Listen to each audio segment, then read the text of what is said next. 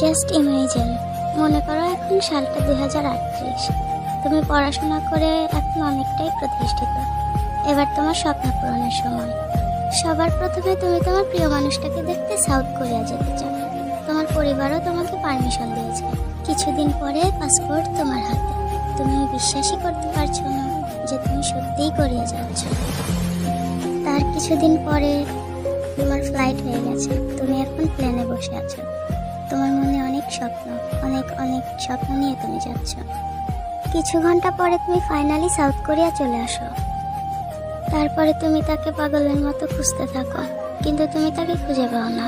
তোমার সবটা এলোমেলো লাগছে, তবুও তুমি হাল ছেড়ে দাওনি। তাকে দেখার জন্য তুমি সেখানেই থাকতে শুরু করো। তোমার প্রায় 2টা বছর কোরিয়াতেই কেটে গেছে, কিন্তু এখনো তার দেখা পাওনি। তুমি তাকে দেখার আশা প্রায় ছেড়েই দিয়েছ। এরপর তুমি একদিন একা রাস্তায় হাঁটছো, কানে হেডফোন আর প্রিয় কিছু গান বাজছে। হঠাৎ তখনই তোমার থেকে কিছুটা দূরে তুমি কাউকে দেখতে পাও। তুমি তার দিকে তাকিয়ে আছো আর তোমার চোখ থেকে পানি পড়ছে। তুমি তার কাছে যাও না, কারণ তার সাথে একটা মেয়ে ছিল, হয়তো সেটা তার ওয়াইফ হবে। তুমি মনে মনে বলছো, কত ভালোবাসি তোমাকে, কত পাগলামিই না করতাম তোমাকে নিয়ে, কত ভালোই না ছিলাম তোমাকে ভালোবেসে। সবশেষে আমি তো তোমায় দেখতে পেলাম, এটাই অনেক। সেদিন হয়তো তোমার চোখ দুটো বলবে, আজ আমার সব অপেক্ষার অবসান ঘটল।